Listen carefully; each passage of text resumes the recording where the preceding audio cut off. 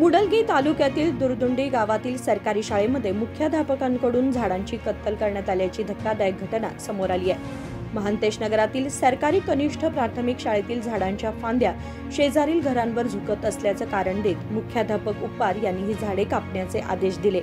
परंतु महत्त्वाची बाब म्हणजे या झाडांच्या तोडल्यानंतरही वन विभागाची कोणतीही परवानगी घेण्यात आलेली नव्हती। गावकऱ्यांनी विनंती करूनही मुख्याध्यापकांनी कत्तल थांबवली नाही। यामुळे संतप्त ग्रामस्थांनी तीव्र नाराजी व्यक्त केली।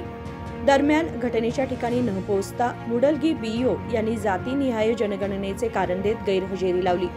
झाडांची बेकायदेशीर कत्तल प्रकरणी आता ग्रामस्थांचा रोष वाढलाय आणि प्रशासनाकडून पुढील कारवाईची मागणी होती आहे।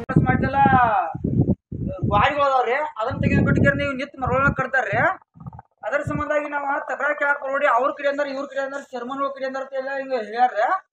ಇವ್ರ ಈಗ ಏನೋ ರೆಸ್ಪಾನ್ಸ್ ಅಂದ್ರೆ BO ಆಫೀಸ್ಗೂ ಕೊಡ್ತಿರು ಹೊಳ್ಳಿ ಅವರು ಯಾರು ಬಂದು ಕೇಳ್ಬಾರ್ರಿ ಸರ್ ಇಲ್ಲಿ ಅಂದ್ರೆ ಇದರಿಂದ BO ಆಫೀಸ್ ಗೌರ್ಮೆಂಟ್ BO ಆಫೀಸ್ಗೂ ಕೊಡ್ತಿರು ಅವ್ರ ಏನೋ ಗಂಟಿ ಮಾಡ್ತಿರ್ತಾರೆ ಅವ್ರು ಇದನ್ನ ಹೇಳ್ತಾರ್ರಿ।